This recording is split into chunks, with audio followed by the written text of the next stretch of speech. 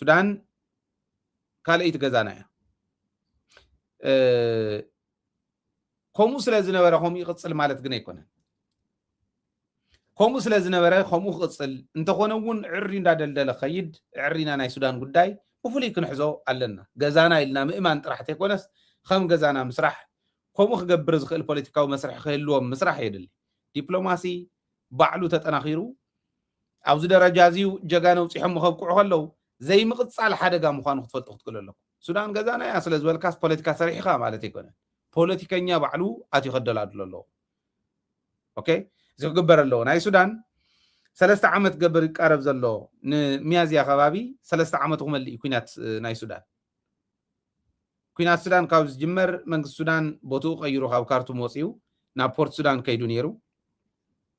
ሕዚ ናብ ካርቱም ተመሊስና ኣለና ይብሉ ኣለዉ ቀዳማይ ሚኒስትር ካሚል ኢድሪስ እዚ ኢሉ ኣሎ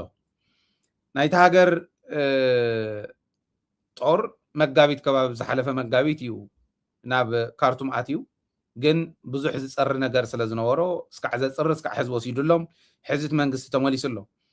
ዝሓሸ ኣገልግሎት ክነቕርብ ኢና ሕዚ ተመሊስና ስለ ዘለና ናብ መረበትና እዮም ኢሎም ዘለው ዓበይቲ ከተማታት ከም በዓል ካርቱም ዝበላ ከም በዓል ኦምዱርማንያ ትበሃል ይመስለኒ ካልኦት እውን 3-4 ዝኾነ ዓበይቲ ማእኸል ኩናት ገይሮም እዮም ዝዋግኡ ነይሮም ካብ መጋቢት እስካዕ ጥቅምቲ ኣብ ዝሓለፈ ሕዚ ዝሓለፈ ማለት እዩ ልዕሊ 1.2 ሚልዮን ህዝቢ ተፈናቂሉ ዝነበረ ተመሊሱ እዩ ናብዘን ከባብታት እዚአን ልዕሊ 1.2 ሚልዮን እንደይ ናይ ዝኣክል ስራሕ ይሰርሑ ከም ዘለዉ እዩ ዘርኢ ተመሊሶም ኣለዉ ፅቡቅ እዩ ኣብዚዩ ንሕና ተጋሩ ፅቡቅ ኢና ንምነየሎም ፅቡቅ ክረኽቡ ኢና ንፅዕር ንኽእሎ እውን ክንድግፍ ንሱዳናውያን ናይ ግድን እዩ ቋንቋ ዝኽእል ትግራዋይ ኩሉ ትዊት ክገብር ከሎ ናይ ሱዳን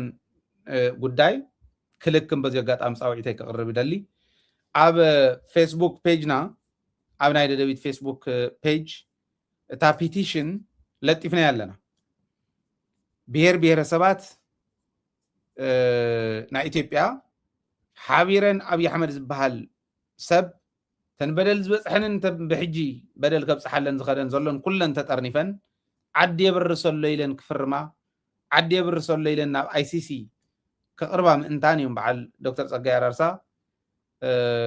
ከምቲ ዝረኣኹሞ ኣብ ሚድያና መፅኦም እውን ቃለ መሕተት ዝገበሩ ለዚ ኩሉ እናተጋሩ ሕጂ እውን ምስ ኣተኹ ደድሕሪታ ናይ ፋኖ ፖስት ክገብረልኩም እዩ ቴሌግራም ይኹን ኣብ ፌስቡክ ኣትኹም ፈርሙ ንፈርም ፌርማ ኢና ንሕተት ዘለና ሓደ ዓብይ ታሪክ ክነግረኩም ክነመሓይሾ ተጋሩ ጥራሕ ኣይኮንና ንፈርም ዝብል ዘሎ እያንዳንዱ ኢትዮጵያዊ መፈረም ኣለበት ኣማራ መፈረም ኣለበት ኦሮሞ መፈረም ኣለበት ዓፋርም ሌላም መፈረም ኣለባችሁ ተጋሩ ኮይንና ክንርድኦ ዘለና ግን ኣብዙ ቀረባ እዋን እከለ ይብልን እከለ ዝበሃል ሓደ ድኹም ዝመርሖ ንደደቢት ሪፖርት ክገብሩስ ፒቲሽን ኣኪቦም ሰዲዶም ነይሮም ዩቱብ ይሰደልካ እዚዮ ገይሮም ኣለዉ እሞ ነዚዩ ክላሪፋይ ግበር ይብል ክላሪፋይ ጌርና ኢና ደደቢት ክትዕፁ ዝኣክል ዝፈረምኩሞ ኣብቲ ጥቃቱ ንብረትና ክስረቕ ከሎ ግዜ ማለት ክንደይ ከም ዝፈረሙ ክገድፎ እየ መን ከም ዝመርሖ እውን ክገድፎ እየ ንሕዚ ምክንያቱ ግለሰብ ፀዊዕኻ ስለ ዝበሃል ማለት ደደቢት ንምዕፃው ፈሪሞም ዝሰደድሎም ሞ ዩቱብ ናባና ዝሰደደልና ክላሪፋይ ግበሩ ዝበለናን ኣፍታ ናይ ሕዚ ንኣብይ ኣሕመድ ሪፖርት ንግበሮ ንኣብይ ኣሕመድ ናብ ኣይሲሲ ነቕርቦ ኢሎም ሰሪሖምማ ዘለዉ ናይ ፒቲሽን ፈርሙ ተባሂላ ዘላ ዝፈረመን ዕፅፊ ደደቢት ሪፖርት ንምግባር ፈሪሞም ይገርም እዩ ኣበይ ናይ ደረጃ ከም ዘለና ይገርመኒ እዚ እቲ ውድቀትና እዚ እቲ ሕመቕና ትካል ተጋሩ እዩ ድምፂ ተጋሩ ኮይኑ ፀላእቲ ተጋሩ ካብ ዝጀመርና ላ እስካዕ ዓሎም ማዓንቲ እስካዕዛ ሰዓት እዚኣ ፀላእቲ ተጋሩ እንዳመከትና ኢና ነና ኣብ ጎኒ ህዝብና ጠጠው ኢልና ፀላእትና እንዳመከትና ኢና ዘለና ንደደቢት ሪፖርት ንምግባር ክንዱ ዝኣክል ድቃሲኢን ዝሓደር ደንቆሮ ርእሱ ይሕፀብ ብደንቢ እሞ ነቲ ዝበልዓና ዘሎ ህዝብና እውን ዝበልዕን ዘብልዕን ናብ ኣይሲሲ ነቕርብዎ ዝብል ፒቲሽን ሎየርስ እዮም أمس يوم لنا زلوا عبي عدلي حزن التقم عبي عدلي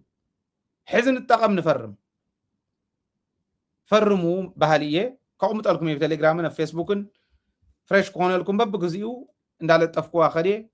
آتيكم كليك غير كانت هالينكم في الرامية كالي تأمري بالله نبي حامل سئل خطريقهم أو تالين خطري واهم نايبتيشن لينك مفرام مخالقت ون إثيوبياويان ون كفرم حبابير كايو ريبورت نغور رينا نبزلن زي غوري الكامحتات ببزلكم نيتورك شير مغبار ناي جدن كون الله أبسط زي تقاليسنا دأمو بريت إسكام كلاس تايتركم الله